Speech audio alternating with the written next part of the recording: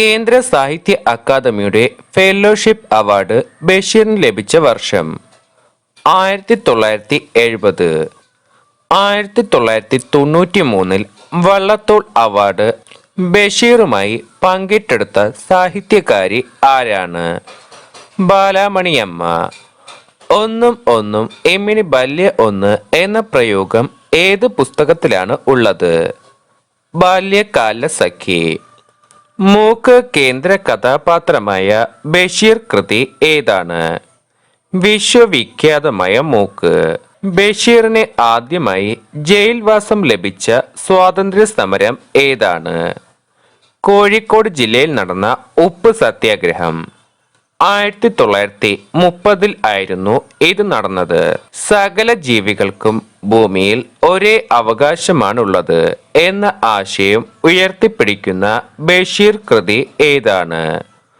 ഭൂമിയുടെ അവകാശികൾ. മരിക്കുന്നതിനു മുൻപ് മാവിന് വെള്ളമൊഴിച്ച മനുഷ്യന്റെ കഥ പറയുന്ന ബഷീർ കഥ ഏതാണ്?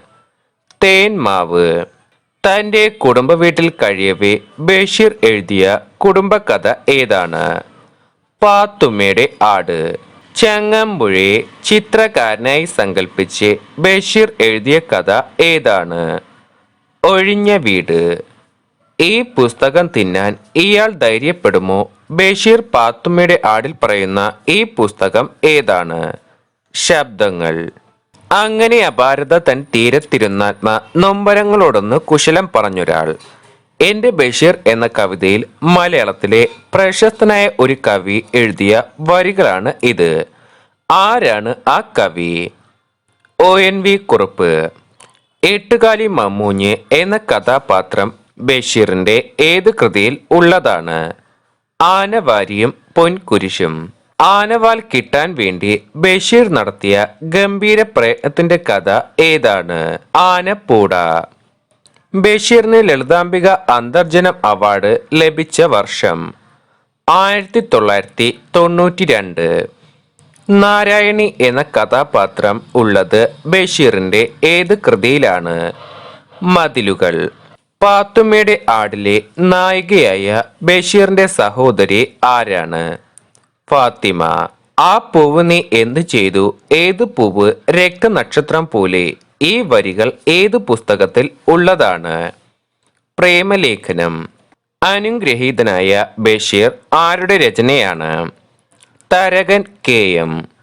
ആധുനിക മലയാള സാഹിത്യത്തിൽ ഏറ്റവും കൂടുതൽ വായിക്കപ്പെട്ട എഴുത്തുകാരിൽ ഒരാൾ ആരാണ്? വൈക്കം മുഹമ്മദ് ബഷീർ. കേന്ദ്ര സാഹിത്യ അക്കാദമി ഫെലോഷിപ്പ് നേടിയ ആദ്യ മലയാളി ആരാണ്? വൈക്കം മുഹമ്മദ് ബഷീർ. വൈക്കം മുഹമ്മദ് ബഷീറിന്റെ മാസ്റ്റർ പീസ് എന്നറിയപ്പെടുന്ന കൃതി ഏതാണ്? ബാല്യകാല സഖി. മണ്ടൻ മുത്തപ്പ ബഷീറിന്റെ ഏത് കൃതിയിലെ കഥാപാത്രമാണ്? മുച്ചീട്ട് കളിക്കാരന്റെ മകൾ. സാഹിത്യത്തിലെ ആധുനികതയുടെ ശബ്ദം എന്ന് അറിയപ്പെടുന്ന ബഷീറിന്റെ കൃതി ഏതാണ്? ശബ്ദങ്ങൾ. ബഷീറിന് ഡിലിറ്റ് നൽകിയ സർവകലാശാല ഏതാണ്? കോഴിക്കോട് സർവകലാശാല. NN കാരശ്ശേരി എഴുതിയ ബഷീറിനെ കുറിച്ചുള്ള പാട്ട് കാവ്യത്തിന്റെ പേരെന്താണ്? ബഷീർ മാല. ശ്രീ MK സാനു ബഷീറിനെ വിശേഷിപ്പിച്ചത് എങ്ങനെയായിരുന്നു? ഏകാന്ത വീതിയിലെ അവധൂതൻ. ബഷീറിനെ കുറിച്ച് കിളിരൂർ രാധാകൃഷ്ണൻ എഴുതിയ കൃതി ഏതാണ്? ഇമ്മിണി ബല്യ ഒരു ബഷീർ. ഇരുട്ടിൽ ഉറങ്ങാതിരിക്കുന്ന ഒരാൾ എന്ന വിജയകൃഷ്ണൻ കൃതി ആരെക്കുറിച്ചുള്ള പഠനമാണ്? വൈക്കം മുഹമ്മദ് ബഷീർ. പ്രേമലേഖനം എന്ന നോവൽ പ്രസിദ്ധീകരിച്ച വർഷം 1943. ബാല്യകാല സഖി എന്ന നോവൽ പ്രസിദ്ധീകരിച്ച വർഷം 1944. എൻ്റെ ഉപ്പാപ്പയ്ക്ക് രാനി ഉണ്ടായിരുന്നു പ്രസിദ്ധീകരിച്ച വർഷം 1951. ആനവാരിയും പൊൻകുരിശും എന്ന നോവൽ പ്രസിദ്ധീകരിച്ച വർഷം 1953. പാത്തുമ്മയുടെ ആട് എന്ന നോവൽ പ്രസിദ്ധീകരിച്ച വർഷം 1959. മതിലുകൾ എന്ന നോവൽ പ്രസിദ്ധീകരിച്ച വർഷം 1965. ഭൂമിയുടെ അവകാശികൾ എന്ന ചെറുകഥ പ്രസിദ്ധീകരിച്ച വർഷം 1977. ശബ്ദങ്ങൾ എന്ന നോവൽ പ്രസിദ്ധീകരിച്ച വർഷം 1947. അനുരാഗത്തിന്റെ ദിനങ്ങൾ എന്ന ഡയറി പ്രസിദ്ധീകരിച്ച വർഷം 1983.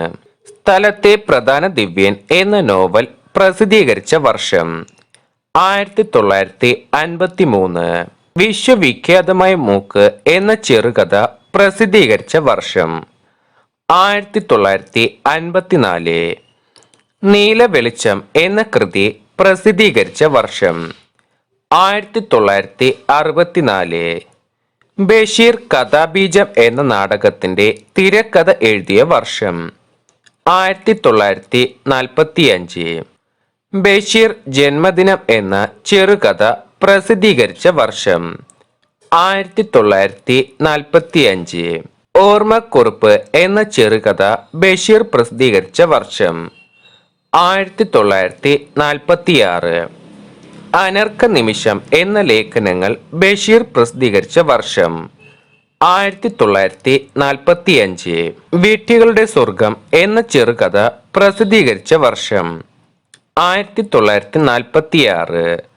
മരണത്തിന്റെ നിഴൽ എന്ന നോവൽ പ്രസിദ്ധീകരിച്ച വർഷം 1951.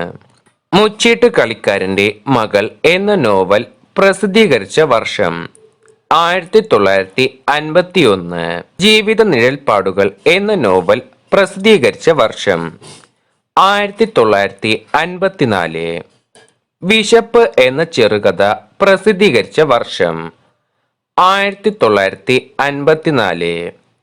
താര സ്പെഷ്യൽസ് എന്ന നോവൽ പ്രസിദ്ധീകരിച്ച വർഷം 1968.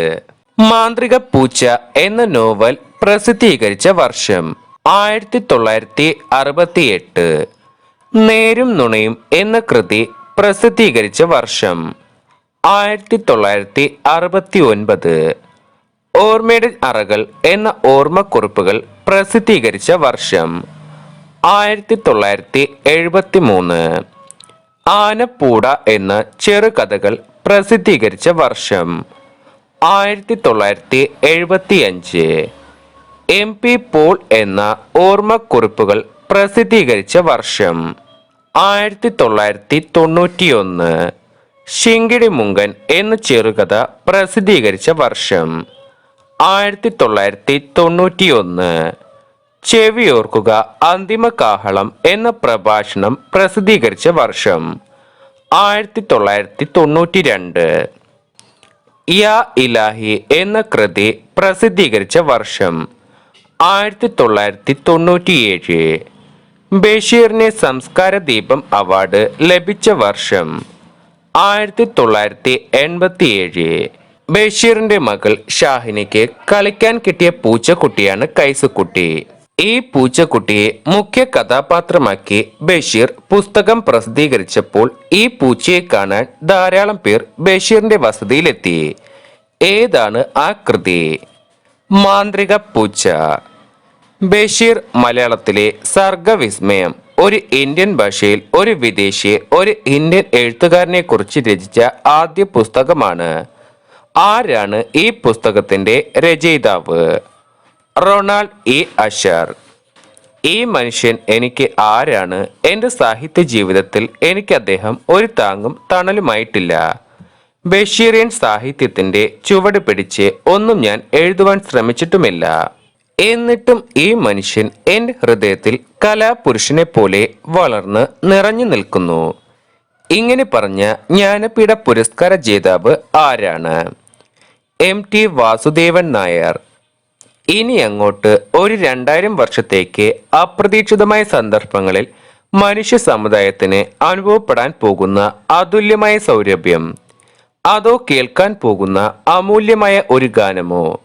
ആരെക്കുറിച്ചാണ് ബഷീർ ഇങ്ങനെ പറഞ്ഞത്? മഹാത്മാഗാന്ധി.